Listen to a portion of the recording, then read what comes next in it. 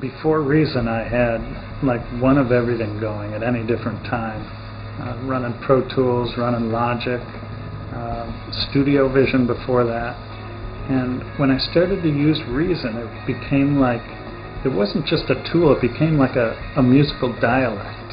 It was really, I thought it was the most expressive and best sounding piece of software that I'd ever used. I'd take this thing on an airplane or in a hotel room and listen on headphones or something, and get back in the studio and run it through these monitors and think, this thing sounds huge. I mean, the sounds are just ridiculous.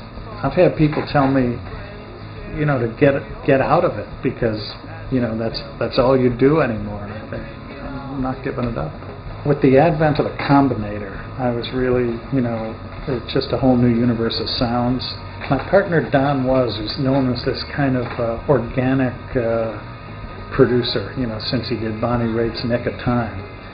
He thinks people don't want to see machines on stage, but I'm more enamored of the hip hop world. I believe when you let your technological hem show in the music and you make that part of the presentation. We were on our way to Sundance on a bus to play at Sundance a couple of years ago, and I had Reason on my laptop, and I started to just demonstrate it and had this little funky groove going, and my singer starts singing Papa Was a Rolling Stone over it.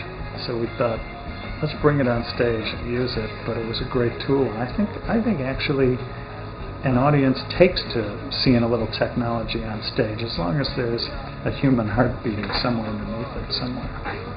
Since the last few years, while we've been finishing an album slowly, Don and myself have been devoted to commercial music, like especially radio and TV commercials.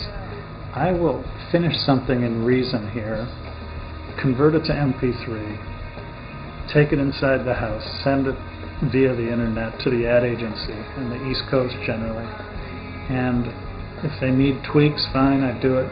If they don't, they'll say, yeah, that's great, and I'll say, all right, you want me to master it, you know, send you a CD, Federal Express? I say, no, it's fine.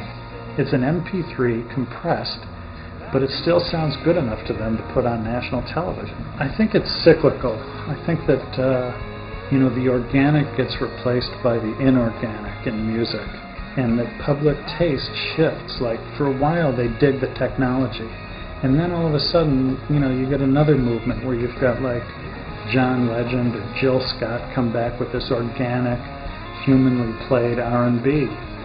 And, you know, it doesn't matter what the technology is, whether it was the electric guitar and Chuck Berry, the innovation is what catches people's ears.